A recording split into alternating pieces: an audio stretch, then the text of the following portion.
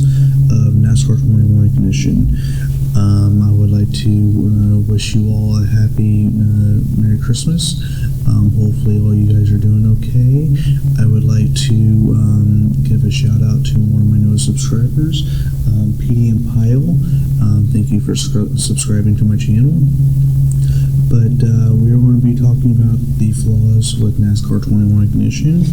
So hopefully you guys enjoy this, and hopefully you guys will be able to make a good and slightly good informed decision on whether you're wanting to buy the game or not. So hopefully this will help you a little bit. I also will be putting out a NASCAR 21 Ignition review, and I will also be doing a NASCAR 21 Ignition and NASCAR Heat 5 comparison video.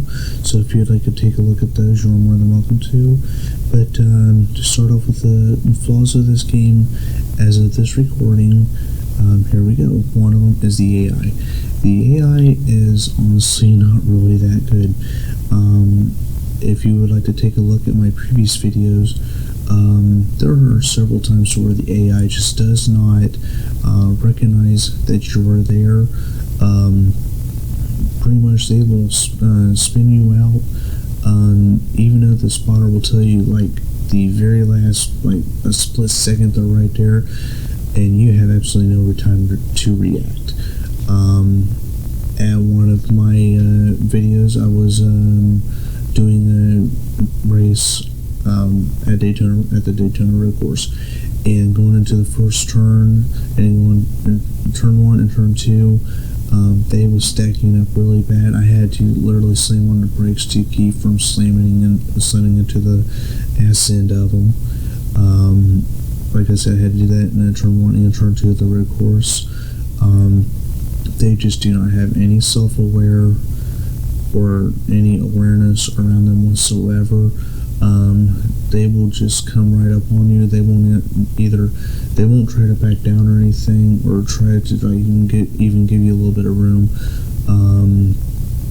Another one is they will not, no matter what track you're at, no matter if it's a plate track like Daytona or Talladega, or if it's like Pocono, or how at the intermediates, the 1.5 mile tracks, where we have the 550 package, to where it's almost like plate racing.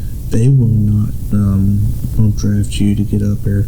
You can bump draft them, and it kind of works, but they will not do it to you. They will just try to go around you. They won't even try to help you get up to the front.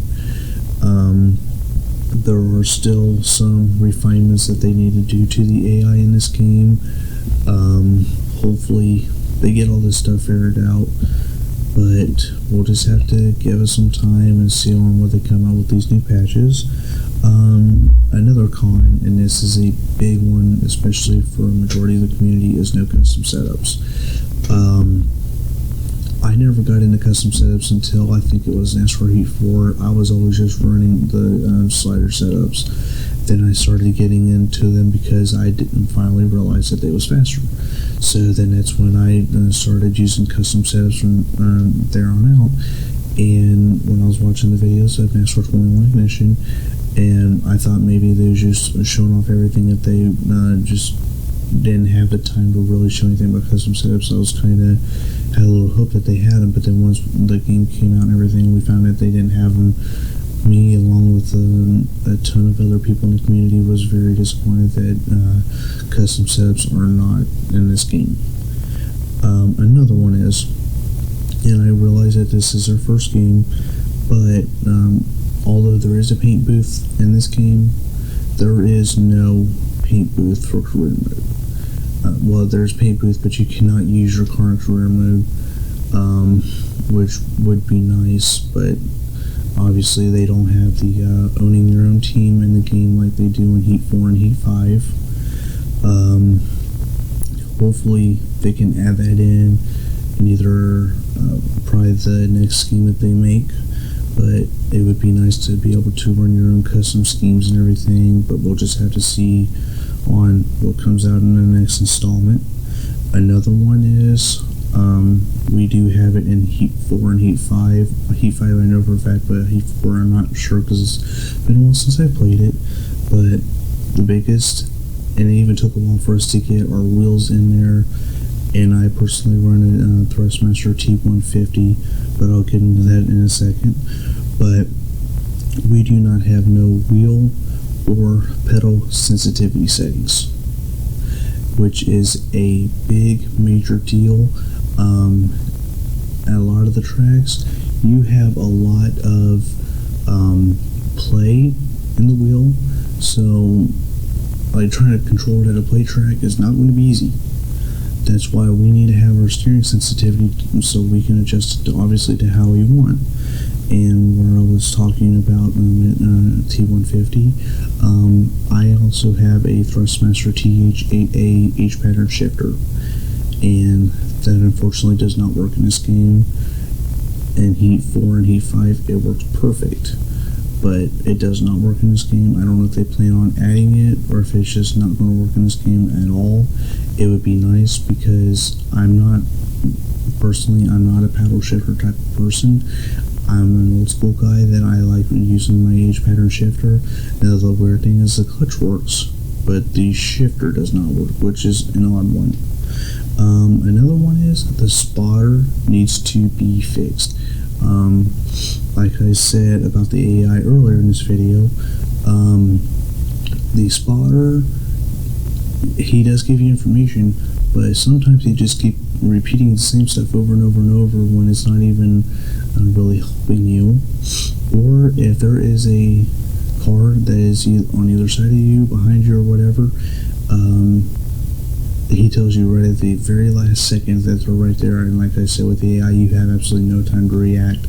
So they do obviously need to refine the spotter and fix the glitches with the spotter of constantly repeating the same stuff even while you're sitting in the garage.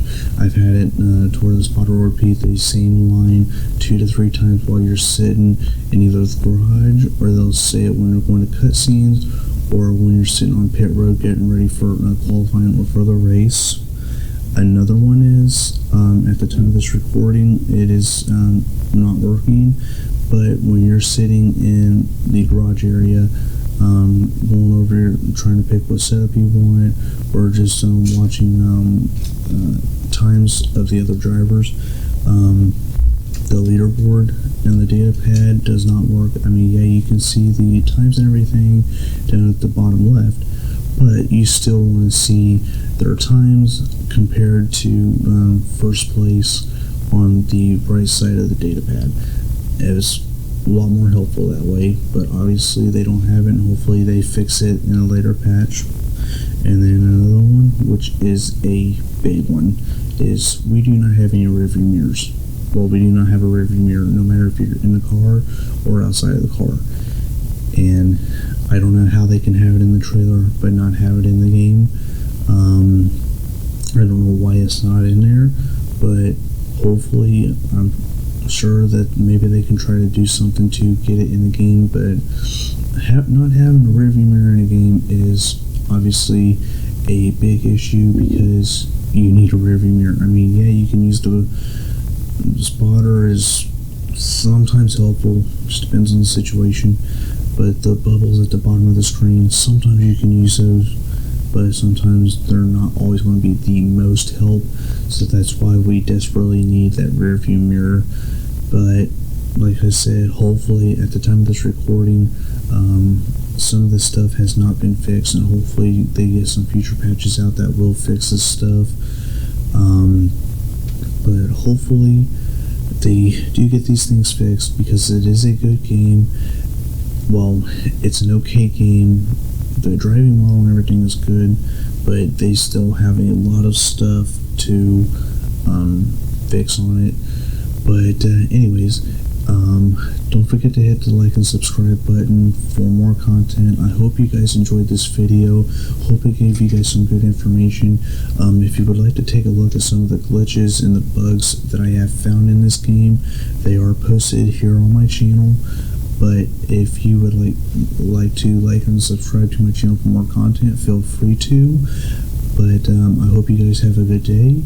enjoy your holiday season, and I look forward to seeing you guys in the next episode of videos on my channel. Thank you for watching. I appreciate it, and thank you for watching. Appreciate it. Thank you.